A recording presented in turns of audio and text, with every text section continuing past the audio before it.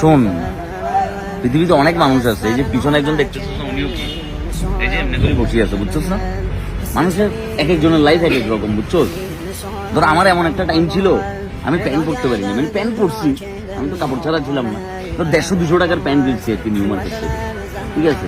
এখন ধর আল্লাহ তোকে লাইফটা এরকম দিচ্ছে, কিন্তু ধর একটা মানুষ তোকে সাহায্য করলো, তুই যদি ওর কাছ থেকে টাকাটা নিয়ে আবার উল্টাপাল্টা কিছু করি গেল, ওই মানুষটার কিন্তু কোনো ক্ষতি হবে না, জানোস শরীফ? ক্ষতি কার হবে বলতো?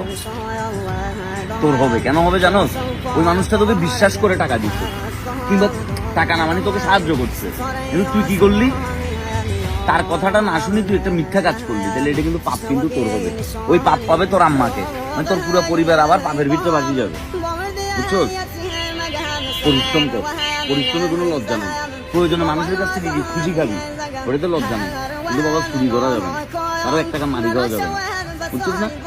আমিও ভালো ভালো কথা বলি, আমিও সুবিধা আর কি।